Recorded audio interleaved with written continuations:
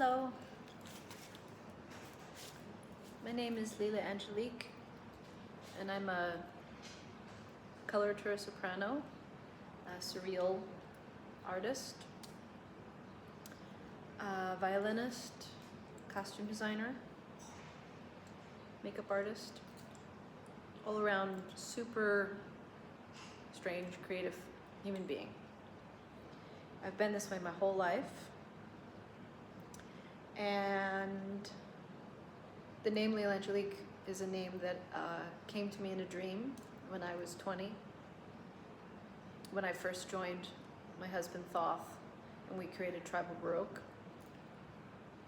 I had a vision of the name Lila'Angelique, and I chose it because we were creating our first album together, which was a live album that we made in Central Park. And I wanted to tell my story, a little of my story, I guess. I was born in New York City. I'm an identical twin. And I moved to Nashville when I was about 5 years old. Both of my parents were musicians. My father was a rock guitarist and a music engineer. And for my entire childhood, there was always a recording studio in our basement because my father was a professional recording engineer. And then my mother was a singer, and I got my voice from her, absolutely. Her name's Caroline Payton. She had a couple of pretty interesting albums that she made when she was younger than I am now. And she had a beautiful voice. She died about 3 or 4 years ago, and I was able to unearth a lot of videos and pictures and audio recordings of her singing, and I was just stunned. I always knew she was a wonderful singer. She made a beautiful album when I was young called Celtic Christmas Spirit with my father. My father's name is Brendan Harkin. And he was in a band called Stars that was almost famous. And my mom did a lot of Broadway shows when she was young. She did, kind of things that almost became famous, but not really, And then when we moved to Nashville, my father had a recording studio in the basement of our house, and we would have an entire orchestra in our living room, and they would all play Happy Birthday to us when we were about 5 years old. That was just my life. And I would go down into the basement and meet all sorts of amazing musicians and listen to my dad's, watch him do his production work and watch him play guitar. And he kind of tried to teach me, but I was never really interested because it seemed too technical. And now I've produced 3 solo albums on my own with Reason, which is a music program that I have on my computer, and I just make everything myself. I produce it, mix it, master it, record everything myself. And so I was immersed in music from birth, I think, and I always wanted to be a singer. I always wanted to be an artist. I was never any doubt about it. And I discovered Phantom of the Opera when I was 10 years old, which deeply inspired me and was kind of my sexual awakening when I was about 10 or 12. And so I connected with that character, Phantom, very deeply, and have always felt connected to him. This sad, lonely genius, misunderstood person. It's always connected with that. And I discovered opera. One of my favorite operas was Rigoletto and Don Giovanni and the Magic Flute. And I wanted to be an opera singer from probably when I was 15 years old onward. And I studied really hard to be a singer. I had some great voice teachers in Nashville who really believed in me. Some people who had previously sung at the Met, sung The Queen at the Night at the Met, and gave me some incredibly challenging arias to sing for a 19-year-old. And I won the high school talent show my junior year with my sister singing We Are Women from Candide, which was so fun. I had this magical pink dress and had my hair all curly, and it was really quite a thing. And my sister was a lovely singer as well, so we would sing duets all the time. And I got to sing on the classical radio station because my best friend was Will Griffin, who was the announcer on the classical radio station, and he sang a duet with me when I was, I think, 17, which I sang on the radio station with him, from Abduction from the Surreal. It was a very complex song. I don't know how I was able to sing it. And I got to sing the lead voice in Allegre, the Allegre Miserere when I was 19, I think. The High C. Finally, my choir director, Murray Somerville, gave me the opportunity to sing that because I had been begging him for years to let me do it, saying, I can do this, let me try it, and I did. There's a recording floating around somewhere. And I went to college for a year in Kentucky, at University of Kentucky, to study voice. And I hated it. I hated being in Middle America, Southern America. I never liked being in Southern America. My grandparents lived in Mississippi. I would visit, whenever we would visit New York, it was the most exciting thing of my life. And I got to actually go backstage when I was about 12 to when I first saw Phantom of the Opera at the Majestic Theater, because Howard McGillin was playing the lead role, and my mother had worked with him in an English version of La Boheme when she was younger.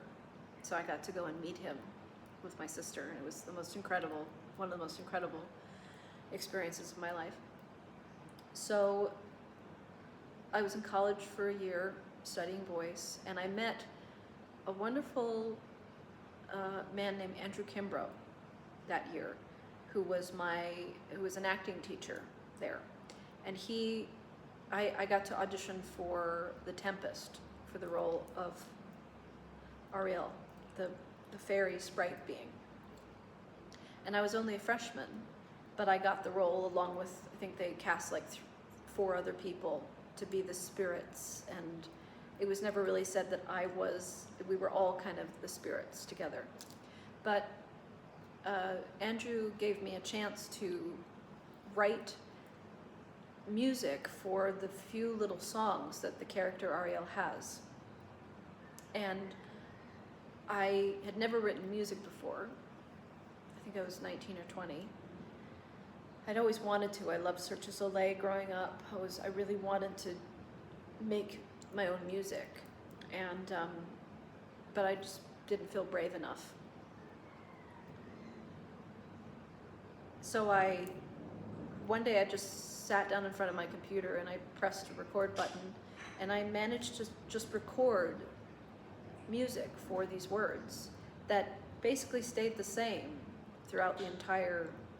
I didn't really change much of it. And that was really my first time improvising, which is now all I do in terms of music. I used to sing other people's music. Primarily, I would sing opera arias and classical music and musical theater, and now I only sing my own music. And I don't want to sing anybody else's music. And I showed it to my acting director, Andrew, and he was stunned, because I was very young and I had just made this beautiful thing, and he was showing it to all of his professors.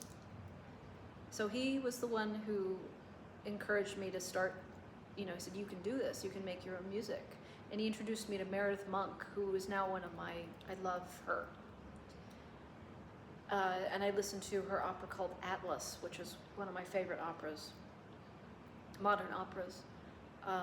It's all, there's no words, and it's beautiful. The music is beautiful. And I just fell in love with it. And I said to myself then, I said, if I could ever make music like that, like make an opera like that someday, then I will have achieved something. So I also got to play Amal in the Night Visitors the same year, the same first semester freshman year of college, which was unheard of.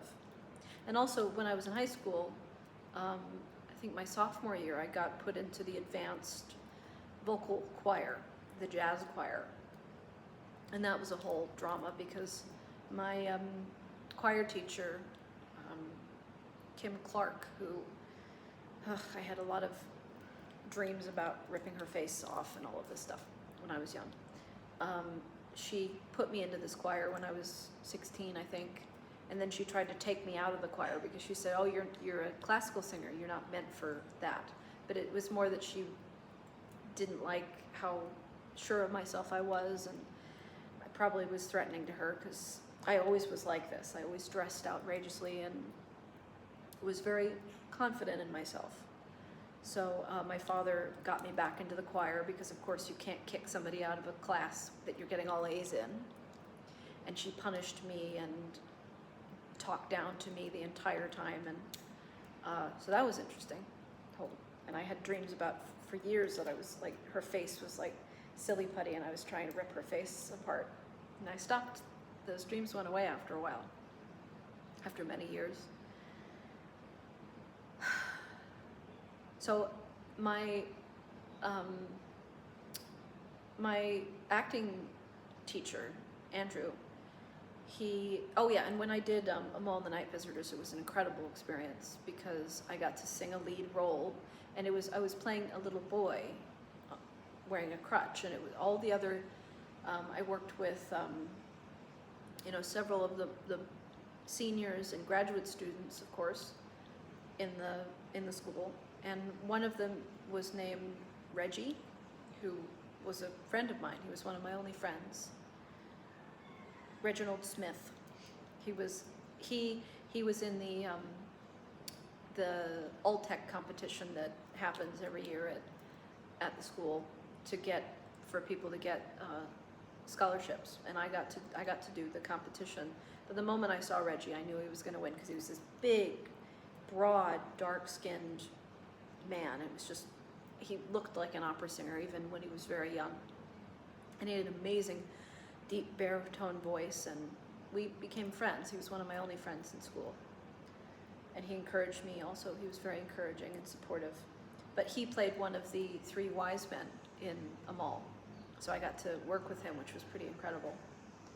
So I had these amazing opportunities in college. And one day, I remember near the end of my time there, this one girl who was very catty, and now I realize was being very competitive and envious of me, said that, well, you were just really lucky to get these roles because it probably, maybe for the rest of your college career, you may not get any roles like that ever again.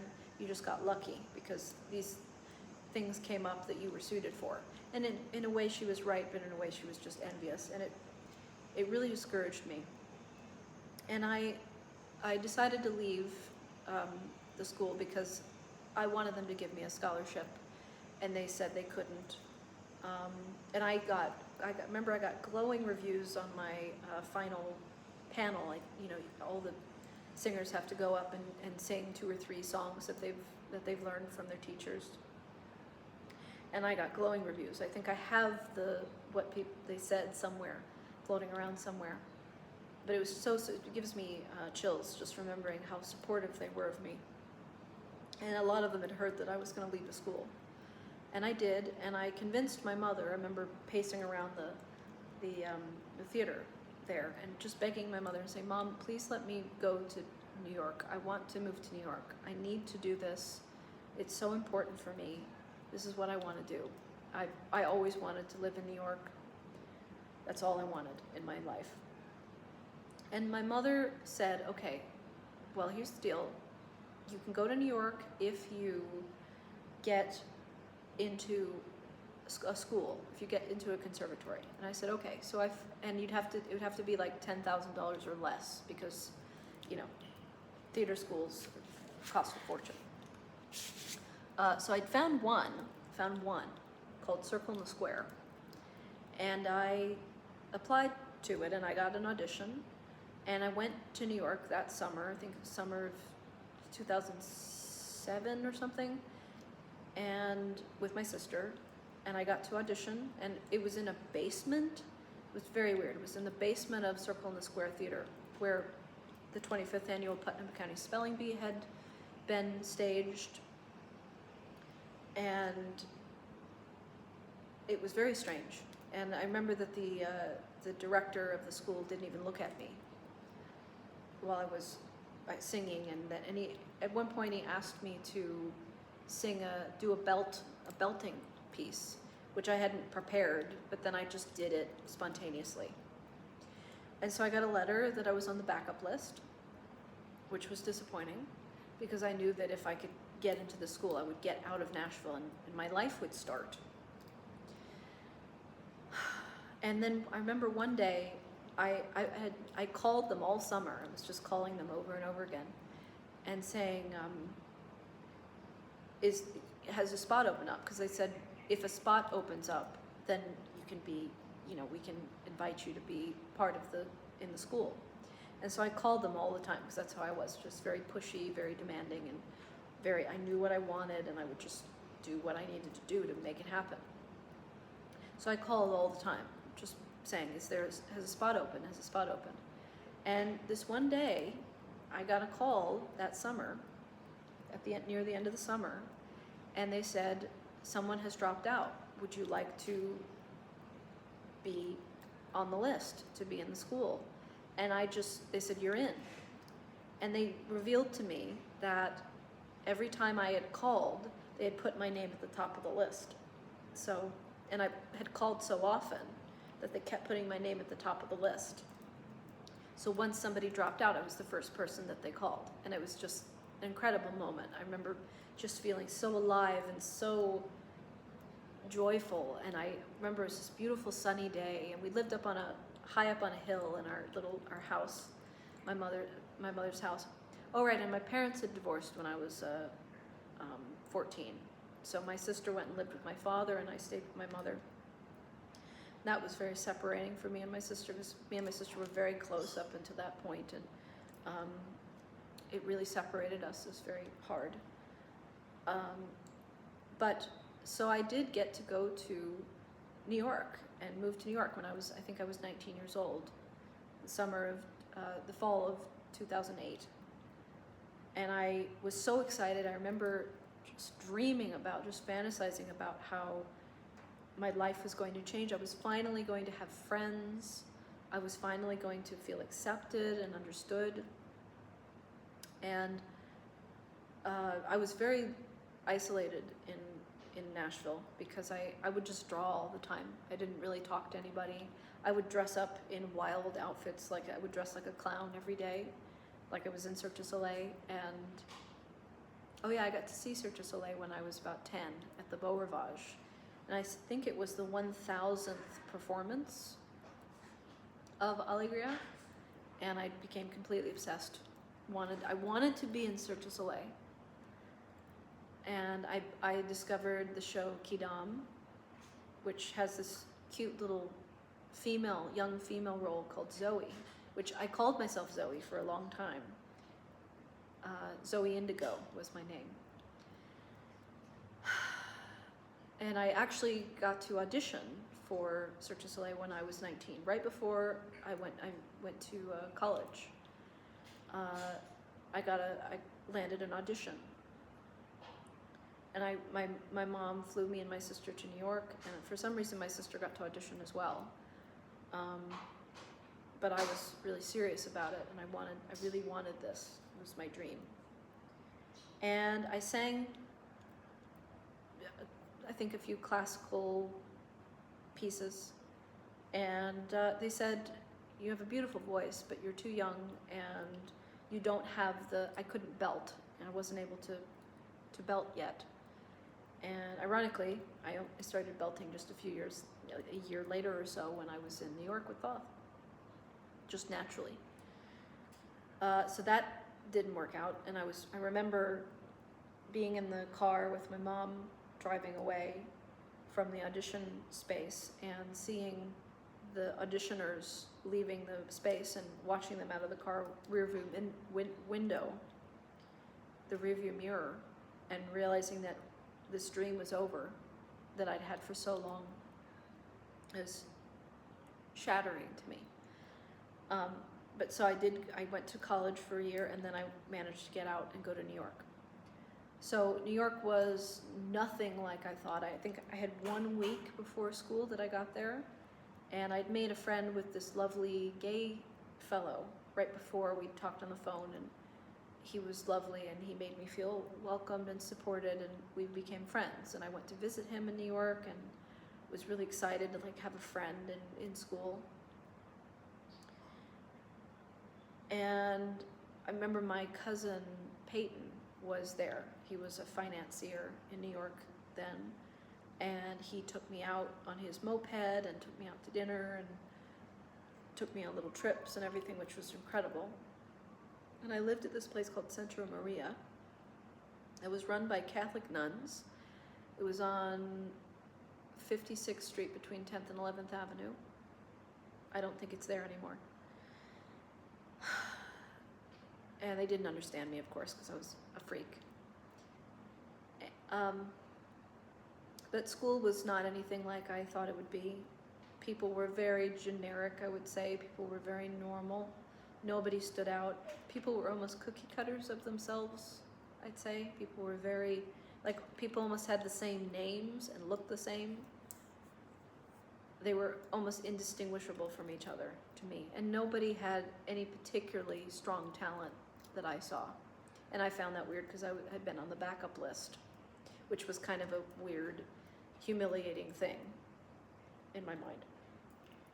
And right before I'd gone to school, I went to visit my grandparents in Mississippi. And my grandfather was a very conservative, racist person. And I had rainbow bangs, kind of like I do now. But I was really proud of it, and I loved it, and I was really proud of myself. And he forced me to shave my head right before. He said, "You're not going to New York, you're not going to school looking like this." And of course, he thought, maybe it being rainbowed represented that I was gay or something, which I'm not. He was very disturbed and threatened by that. And he said, "You're not going to do this." So he took me to a barber and forced me to shave my head, which was terrible.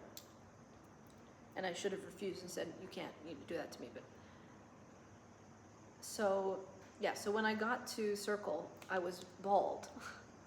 And I tried my best to fit in, I guess, sort of, not really. I just sat in the corner a lot and didn't talk to anybody and listened to music and looked at music scores. I literally spent all of high school listening to operas and reading music scores when I should have been doing my math homework. And I was put in this special ed class because I just didn't care. I just didn't pay attention. It was crazy. I don't know why I was put in the special ed class. So I was very isolated in school. I didn't know how to talk to people. I didn't know how to make friends. And I felt people were envious of me, were threatened by my uniqueness and my talent, because people couldn't just dismiss me and say, "Oh, she's a freak," because all throughout my life I've always been a freak, but a really talented freak. So people haven't been able to completely dismiss me and say, "Oh, she's just a freak, she's just a weirdo." I am a freak, but I'm a very talented freak. So I did my best in school. I tried to go to class and learn as much as I could. We had a music singing class, I think, once a week, and I got to sing Glitter and Be Gay for the first time from Candide, which I loved. That was actually, Candide is technically a musical, and we can only sing musical numbers. And I sang a piece from Peter Pan, and everybody in class was saying, like, you are Peter Pan, you should pursue doing this. Because I am. And so eventually I started wearing pink wigs to class. And because my head was shaved, so I just was desperate to express myself, and I found a bunch of like clown costume clothes in the basement of the nunnery, this Santa Maria place where I was living. And I started dressing like a clown every day. I would paint my face. There was a picture of me in my group. And unfortunately, the boy that I had become friends with, there were 3 groups. There's A, B, and C. And I think he was put in group A and I was put in group C. So I didn't get to, we never saw each other. And all the people in my group just didn't understand. Of course they didn't understand me. And there was one time when there was a group meeting. This was, I don't know if this was before I met Thoth, or maybe it was a little bit after I met Thoth. I think I'll talk about that next time. So yeah, I was really miserable in school, and I was longing for connection, and I went to my one and only voice lesson that I took in New York, because it was $100, and I got to sing Caro Nome from Rigoletto, which I also loved. And then that was the day that I met Thoth, so I'll tell that story next time.